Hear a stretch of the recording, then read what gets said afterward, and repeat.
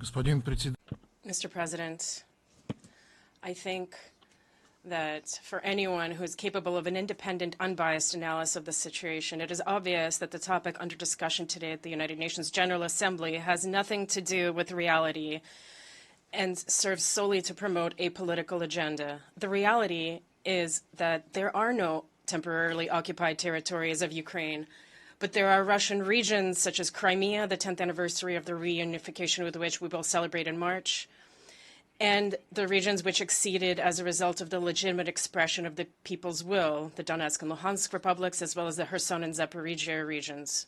We have heard and will continue to hear many lies on the subject today from the representatives of Kiev and its Western sponsors. Behind this is a desire not just to distort the facts, but to rewrite history in general.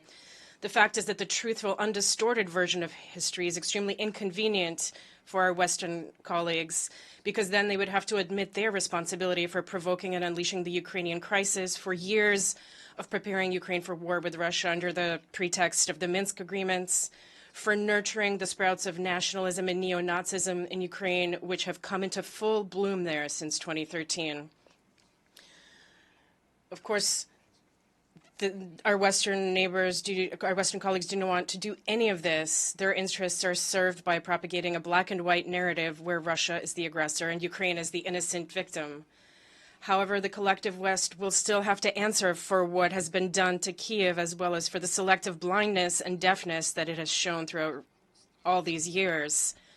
How can countries that claim to be civilized and democratic not hear, for example, the statements made in 2015 by Prime Minister Yatsenyuk that those who live in Donbass are subhuman, or the words of incumbent President Zelensky in 2021, who called them creatures and specimens? Those who are in possession of the facts regarding Kiev's actions and are not trying to replace reality with propaganda do not have any questions regarding the reasons behind the incorporation of new subjects into the Russian Federation. It was a natural consequences of the policy of exterminating its own population that was carried out by the neo-Nazi regime, which came to power in 2014 as a result of the bloody coup organized, sponsored, and openly supported by the West. Having always felt an unbreakable historical and cultural bond to Russia, the citizens living in the southeast of Ukraine did not want to submit to these new illegitimate authorities, which demanded that they renounce their own cultural and historical identity and glorify Hitler's accomplices, which were responsible for the mass murder of Jews, Russians, Poles, and Ukrainians during the Second World War. Then the post-Maidan radical nationalists began to ignore the fundamental rights and freedoms of their own fellow citizens and began persecuting undesirable populations on ethnic, linguistic, and religious grounds. They imposed a financial and social blockade on the inhabitants of Donbass, stopped paying social benefits and patients, and deprived them of healthcare services. Almost every year, new laws were adopted that made the situation of Donbass's population worse and worse. Throughout 8 years, they were methodically shelled, maimed, and killed with impunity. It would take a long time to list all the inhuman crimes of the Ukrainian punitive battalions against innocent people. I will only recall the tragedy in the Odessa Trade Union House when 48 people were killed, 42 were burned alive, and those who managed to jump out the windows of the burning building were shot to death. I will also recall the death of the Gorlovka Madonna during shelling in 2014. Images of a mutilated body of a young woman clutching her 10-month-old daughter to her chest flew around the world and became a symbol of Kiev's inhuman policies. However, they went unnoticed by Western patrons of the Banderite neo-Nazis, and there are hundreds of such examples. Crimea was luckier. Almost immediately after the coup, having rightly assessed the true nature and the true face of the new authorities, Crimeans made a choice in favor of returning to their historical homeland in accordance with the right to self-determination as enshrined in the UN Charter. Further events confirmed that this was the right choice. After the special military operation began in order to stop the 8-year war of the Kiev regime against the civilians of Donbass, 4 other former Ukrainian regions made the same decision as Crimea. This turn of events is extremely inconvenient for Ukraine. After all, the stories about Ukrainian citizens being afraid of Russian armed forces, stories that they will face a true guerrilla war are completely destroyed by irrefutable facts testifying to the contrary. The people of the liberated towns are greeting Russian soldiers as liberators. They were thankful that Russia has not abandoned them. We have just seen this in Kiev, where civilians rejoiced at the arrival of our soldiers, because in Avdiivka, over 9 years, Ukrainian Nazis created a super fortified frontier from which they methodically shelled Donetsk a few kilometers away. And before the start of the military operation, the real thorn in the side of the Kiev regime was the publications of its own citizens, a million of whom annually vacationed in the Russian Crimea and published glowing reviews online. The representative of Kiev naturally failed to say in a statement that the Crimean Peninsula was a completely abandoned region when it was part of Ukraine. Its infrastructure was neglected, its socioeconomic problems were addressed as an afterthought and in a piecemeal fashion.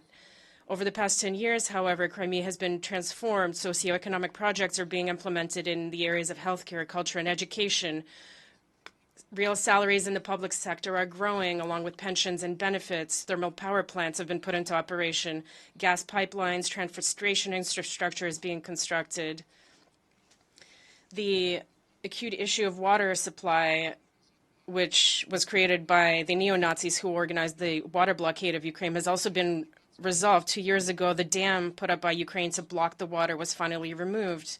Vast amounts of work have been done to increase the investment and tourism attractiveness of the region. I would like to particularly address the issue of the rights and freedoms of national minorities living in Crimea. In recent years, Kiev has been telling horror stories about Russia's alleged infringement on the rights of Crimean Tatars and the erasure of their identity. However, the recent decision of the International Court of Justice on Ukraine's claim under the International Convention on the Elimination of All Forms of Racial Discrimination has fully demonstrated the invalidity of these claims.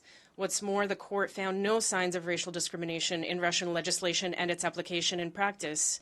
It also rejected the false accusations of discrimination against Crimean Tatars and Ukrainians with regard to their access to media, education, and cultural opportunities in their own languages. The following fact, which came to light during the trial, is very telling. Kiev tried to accuse Russia of destroying Crimea's cultural heritage. However, it was established that our state was actually engaged in a large-scale and expensive restoration project meant to rebuild historical monuments that had fallen into disrepair and begun to deteriorate while Crimea was part of Ukraine. Projects are also being implemented in Novorossiya and Donbass to revitalize those regions and incorporate them into the unified legal and socioeconomic framework of the country. Industry, agriculture, infrastructure are being restored. The goal is to make sure these regions catch up to the national average in key areas that determine the quality of life by 2030. Most importantly, our new citizens are themselves enthusiastically participating in these processes, and they see their future as part of Russia. Mr. President, if we look at everything that took place over the past 10 years, the question that arises is, could this have all been avoided?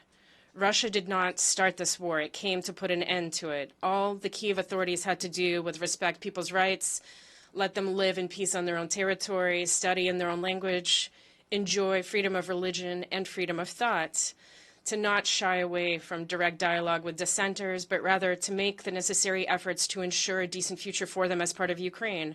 And by the way, this is exactly what was promised before the presidential elections in 2019 by the candidate Zelensky. 2/3 of voters eventually ended up voting for him. However, once in power, he forgot about all his promises and let himself be drawn into the Western geopolitical game against Russia. And the chance for peace was lost.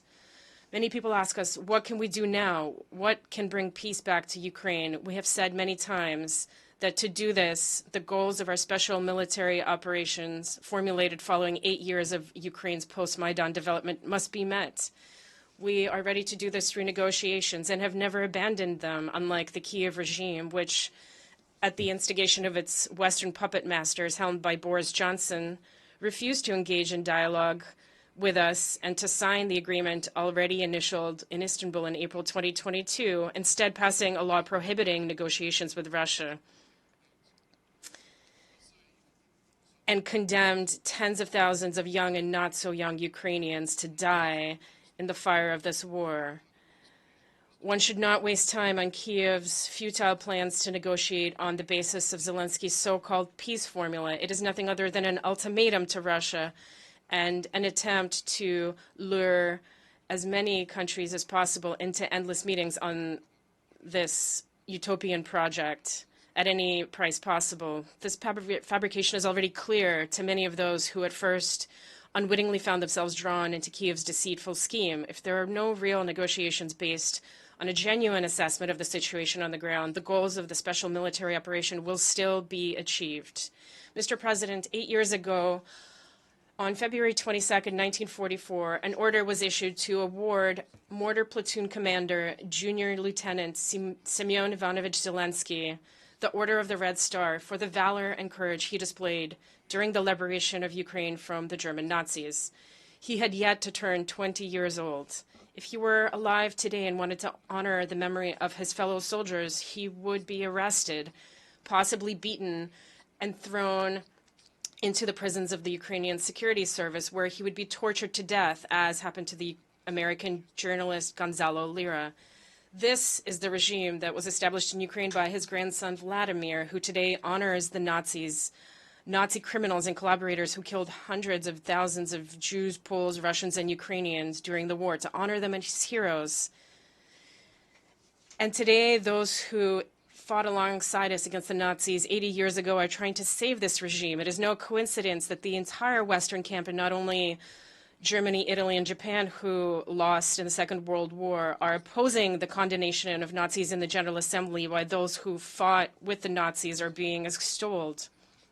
By the way, today is a holiday in Russia where we honor the defenders of our fatherland, the veterans, fathers, and grandfathers who sacrificed their lives defending their homeland. Thanks to their heroic feats and bravery, our nation defeated Nazism 80 years ago and is defeating it today. Happy holiday, dear defenders. Our cause is just and we will prevail. Thank you.